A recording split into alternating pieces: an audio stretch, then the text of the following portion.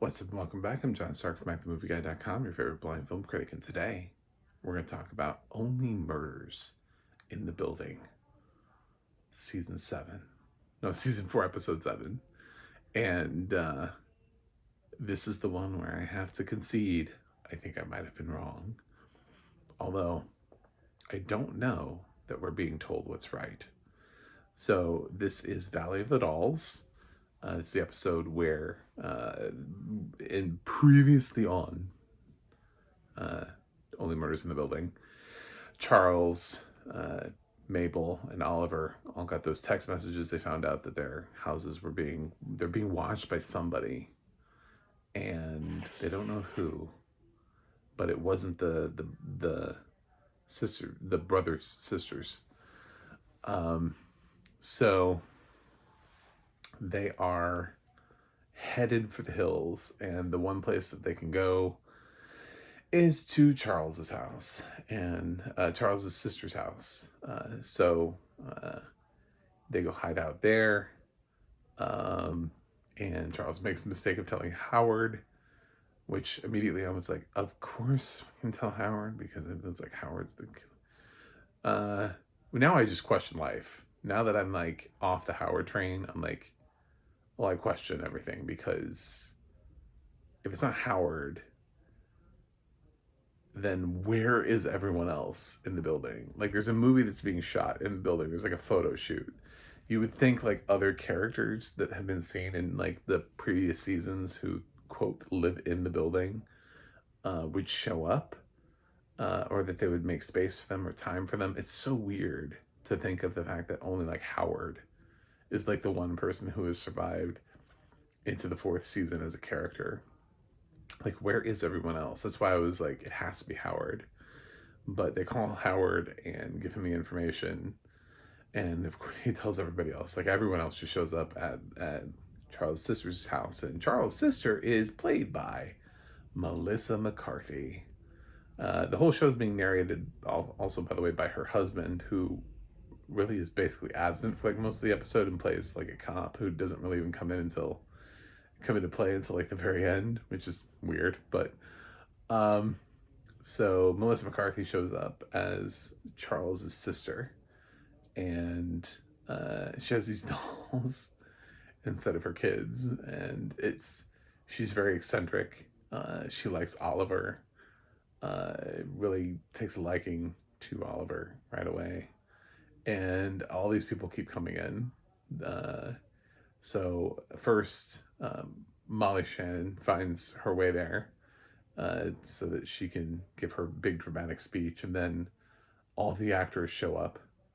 Uh, so Eugene Levy, Eva Longoria, and Zach Galifianakis are like, "You're just gonna leave us there to die?" Like, we're the actors. We have to, and they still think that they have skills that they could solve this murder all themselves. They're great, doing some great work.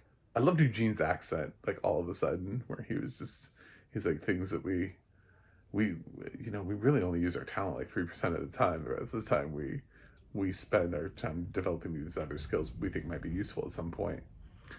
And then he does this weird accent, and I was like, oh my god, Eugene.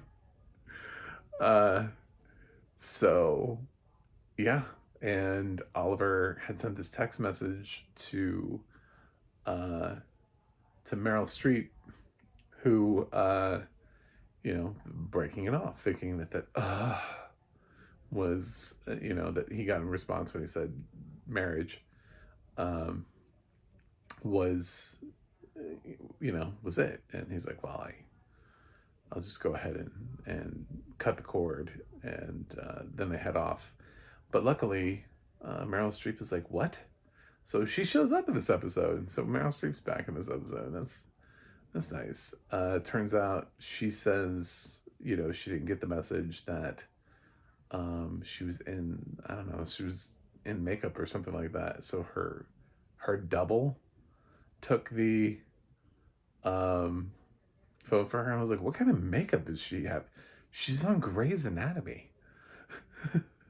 Like, what are they doing to her? Why does she have a double? Like, anyway, it's just like so many questions. Uh, she's like, I'm not rich. I live in a studio apartment under a Whole Foods. And I was like, under a Whole Foods? Where? Anyway, um, so yeah, I was glad to have Meryl back though. Her rapport with Oliver, it does leave their relationship sort of like up in the air. That's sort of one of the things. And Charles also has to deal with a relationship with his sister, and also the fact that everyone he knows keeps dying, or is threatened with death or life, or you know, at this point. And Selena Mabel is she's still trying to solve the case while in his home, and the three celebs are getting in the way a little bit. But Howard, he has been productive, and he may have a clue as to who it is, and a little bit more evidence about Dudenoff. And maybe Dudenoff isn't as dead as we think he is. Turns out he's not. And he's actually someone else that they thought was Dudenoff, but is that they didn't think was Dudenoff, but is actually Dudenoff.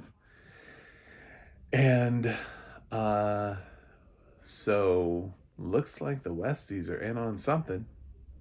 But if they didn't kill Dudenoff, then whose joint replacement was that in there? Because it's still Zaz doesn't have two left shoulders. You know what I'm saying? Like she's still so there's still like a mystery there, which I think is interesting. And I still think that we are looking in the wrong direction. I don't think it's the Westies. I think because they spent so much time at the top of the thing looking at the Westies, every other season it's been someone who you're like, I'm not looking at this character. I think in season 3, they did that, and they were like, well, it can't be that you know, nobody's looking at this person. Season 2, same thing, nobody's looking over here. Season 1, nobody was looking at Amy Ryan, you know. So who could it be? And since I have to concede that I just don't think Howard is the killer at this point, because he's the one that is trying to run around and get this information, which is weird because nobody's watching him do it. So the fact that we're seeing him do it, it's if he was just giving them information and we didn't see him go get the information, I would be like, well, this is sketchy. Like, where did you get that from? Oh, you just happened to get that information. But they actually show us the scene where he has to go and get the technical stuff off the cameras. And uh, so because we're seeing him do investigative stuff with no one's around to check his work, except the audience, I think it would just be really cheap for the producers to be like, well, it's Howard. I'm like, then why was he doing that? He didn't need to do that. He could have just made it up. Like, doesn't make any sense. So I'm gonna go back to my second prediction, which was the producer, Molly Shannon's character, who is upset at the failure of the. She's like, "Well, I'm just gonna quit the business." Um, I know it's a really obscure reference, but and to have a producer in two back-to-back seasons, but there was a reference to she said a line that made me think of a musical Curtains, which is a musical about, you know, putting on a show and how the show must go on even though there's been a murder, which is a lot like last season. But her line was felt very pointed directly towards that. I don't know how intentional that was, and it's possible. I mean, she wouldn't be anybody that we're looking at.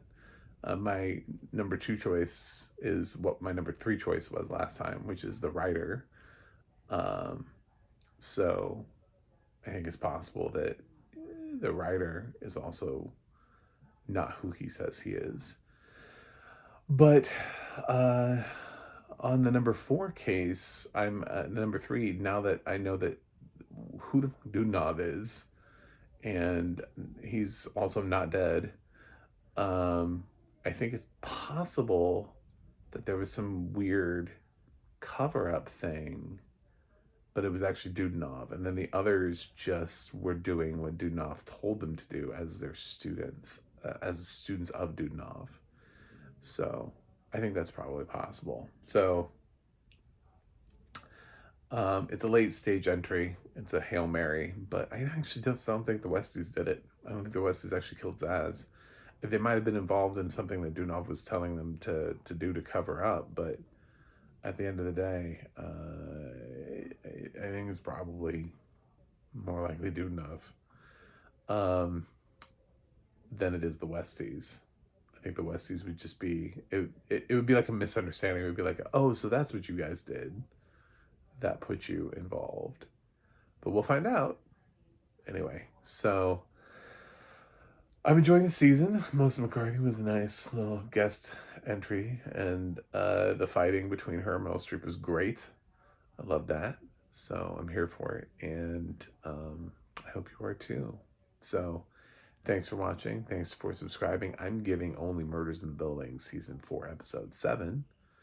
I'm going to give it an A-. I thought for the most part it worked. It got a little goofy when they told Howard, and then Howard told like the world. They're like, Howard, don't tell anybody. And then like all these people show up and you're like, God, Howard, what about don't tell anybody? Do not do not understand. Anyway, hilarious. So yeah. Thanks for watching, and I'll see you guys on the other side.